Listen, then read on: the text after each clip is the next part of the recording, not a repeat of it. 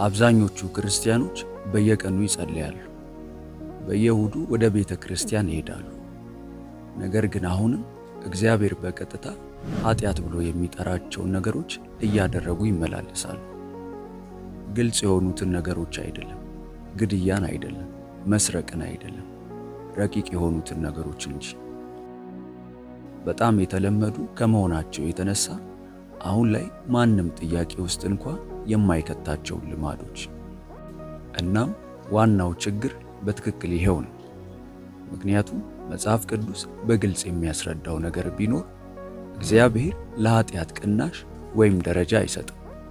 ለኛ ጉዳት የሌለው የሚመስለን ነገር ለእርሱ አሁንም በደል ሊሆን ይችላል። ስለዚህ በዚህ ቪዲዮ አብዛኞቹ ክርስቲያኖች ሙሉ በሙሉ ስለለመዷቸው እግዚአብሔር ግን በትክክል ኃጢአት ብሎ ስለሚጠራቸው 5 ልማዶች የምንነጋገር ይሆናል። እንደተለመደው ቪዲዮውን ላይክ አድርገው በመጀመር አብረውን ያገልግሉ። ለቻናሉ አዲስ ከሆኑ ደግሞ ሰብስክራይብ በማድረግ ቤተሰብ ይሁኑ። አሁን በቀጥታ ወደ መልእክቱ እንለፍ። የመጀመሪያው ልማድ ራስን ጻድቅ ማድረግ ወይም ተገቢ ያልሆነ የጽድቅ ስሜት ነው። የምንኖረው በሰው ዕውቅና ላይ በተገነባ ዓለም ውስጥ ነው። ላይኮች፣ ኮመንቶችና ሼሮች፣ ሁሉም ነገር ሰዎች እርሶን እንዲያዩት ለማድረግ ታስቦ የተዘጋጀ ነው። እናም ይህ ወደ ቤተ ክርስቲያን ሰርጎ ገብቷል። አንዳንድ ሰዎች ይጾማሉ፣ ነገር ግን በሆነ መንገድ ሁሉም ሰው ስለሱ እንዲያውቅ ያደርጋሉ። አንዳንድ ሰዎች ደግሞ ይሰጣሉ፣ እናም በሆነ መንገድ ሁል ጊዜም በንግግር ውስጥ ያነሱታል።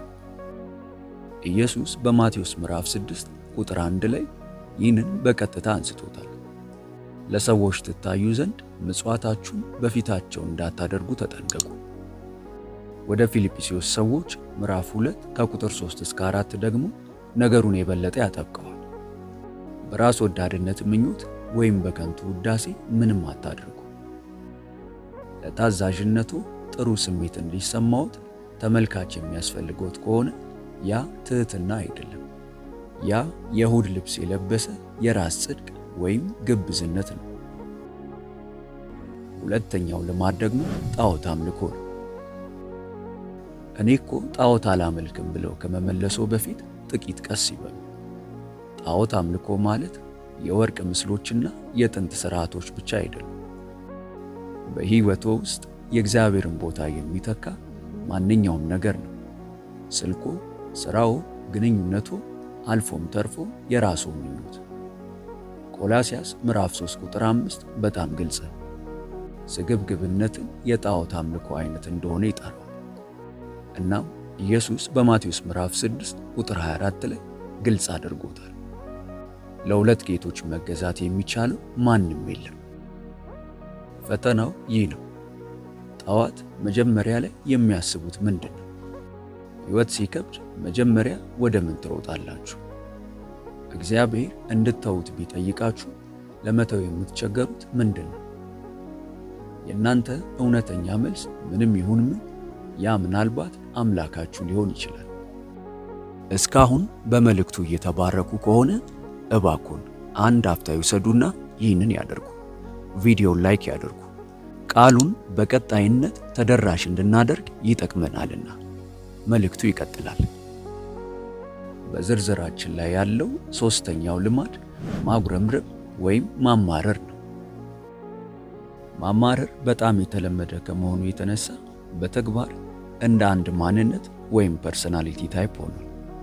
ሰኞ ከባድ ነበር ብሎ ማማረር፣ ስለ ትራፊክ መጨናነቅ ማማረር፣ ምግብ ዘገየብኝ ብሎ ማማረር።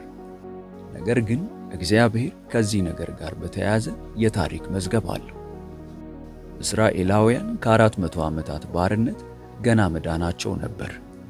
ተአምራት የተከፈሉ ባህሮች፣ ሁሉም ነገር ተደርጎላቸው ነበር።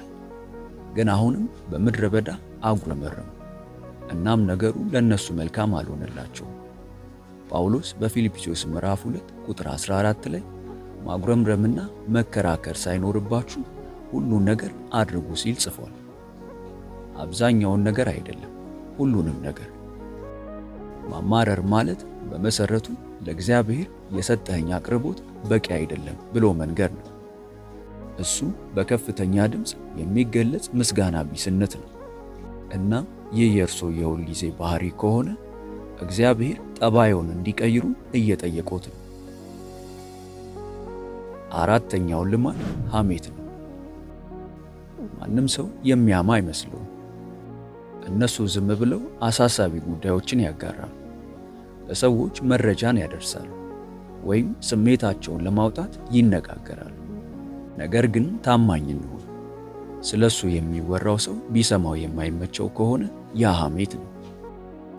ምሳሌ ምዕራፍ 11 ቁጥር 13 እንዲህ ይላል፣ ለሐሜት የሚሄድ ሚስጥሩን ይገልጣል፣ በመንፈስ የታመነ ግን ነገሩን ይሰውራል።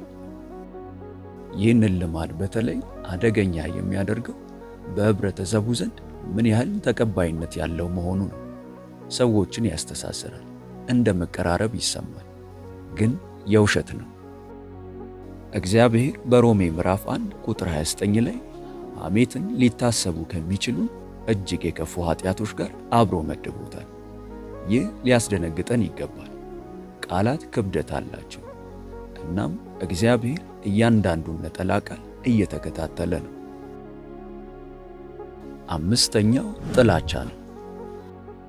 አብዛኞቹ ሰዎች ማንንም የሚጠሉ ስለማይመስላቸው ይህኛው በቀላሉ የሚያልፍ ሊመስል ይችላል። ነገር ግን በመጽሐፍ ቅዱስ ውስጥ ጥላቻ ስለ ጠላቶች ብቻ አይደለም።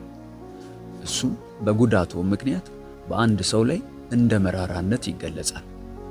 ለዓመታት ተሸክመውት የኖሩት ቂም፣ ያንን አንድ ሰው ይቅር ለማለት ልቦ ፈቃደኛ አለመሆኑ። አንደኛ ዮሐንስ ምዕራፍ 3 ቁጥር 15 ባልተለመደ ሁኔታ ቀጥተኛ ነው። ወንድሙን የሚጠላ ሁሉ ነፍሰ ገዳይ ነው። ይህ የተጋነነ ቋንቋ አይደለም። ይህ የእግዚአብሔር መመዘኛ ነው። እናም ኢየሱስ በማቴዎስ ምዕራፍ 5 ቁጥር 44 ላይ መመዘኛውን የበለጠ ከፍ አድርጎታል። ጠላቶቻችሁን ውደዱ፣ ስለሚያሳድዷችሁም ጸልዩ። ጥላቻ ተገቢ እንደሆነ ይሰማናል። ነገር ግን እግዚአብሔር ሁል ጊዜ ኃጢአት ይለዋል። እናም እነዚህ ብቻ አይደሉም። ክርስቲያኖች በየቀኑ ሳይገዳቸው የሚያልፏቸው ሌሎች ልማዶች አሉ።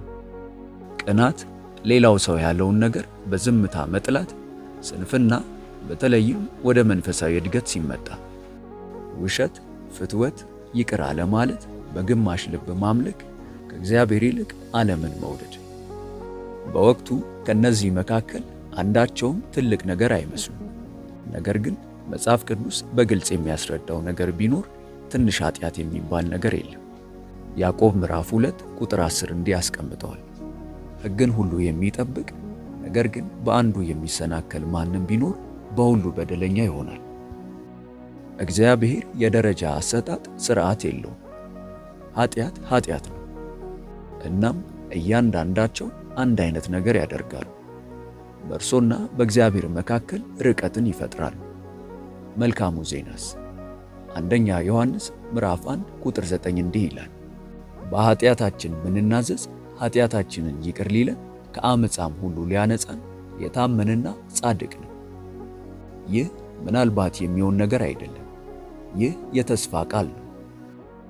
እግዚአብሔር እርሶን ለመኮነን እየጠበቀ አይደለም። እሱ እርሶ እንዲመለሱ እየጠበቁት ነው። ስለዚህ ይህንን ነገር በቁም ነገር ይመልከቱት። ከፍርሃት የተነሳ ሳይሆን፣ ነገር ግን በእርሶና በእርሱ መካከል ያለውን ልዩነት ለማጥበብ ሁሉንም ነገር አሳልፎ ለሰጠው አምላክ ካለውት ፍቅር የተነሳ። የልማዶቹን መደበኛ ክለሳ ያድርጉ። በታማኝነት ወደ እግዚአብሔር አምጧቸው። እናም የእርሱ ጸጋ በዚህ ዝርዝር ውስጥ ካለው ከማንኛውም ነገር የበለጠ ትልቅ እንደሆነ እመኑ። ይህ መልእክት በእውነት መንፈስዎን የሚነካውት ከሆነ እግዚአብሔር ሆይ ባለማወቅ ስላደረግኩት ኃጢአት ይቅር በለኝ የሚለውን መልእክት በኮመንት ላይ አስቀምጡልኝ፣ እናየዋለን። ቪዲዮውን ላይክ እና ለወዳጆ ሼር በማድረግ አብረውን ያገልግሉ። ለቻናሉ አዲስ ከሆኑ ደግሞ ሰብስክራይብ በማድረግና የደውል ምልክቷን በመጫን ቤተሰብ ይሁኑ። በቀጣይ በአዲስ ቪዲዮ እስከምንገናኝ ሰላም ሁኑ። ሆሊ ቲቪ ኢትዮጵያ ዩቲዩብ ቻናል ተባርካችኋል። በይበልጥ በመንፈሳዊ ሕይወቶ እጅግ የሚበረቱባቸውና መንፈሳዊ ረሃቡን የሚጨምሩ ትምህርቶች እንዲሁም የጸሎት አገልግሎት በየቀኑ እንዲደርሱ ሰርቫንት መልካሙን ጌታ በማለት የፌስቡክ እንዲሁም የቲክቶክ አካውንታችንን እንዲሁም ሆሊ ቲዩብ ኢትዮጵያ ብለው ሰርች በማድረግ የቴሌግራም ቻናላችንን ይቀላቀሉ። ተባርካችኋል።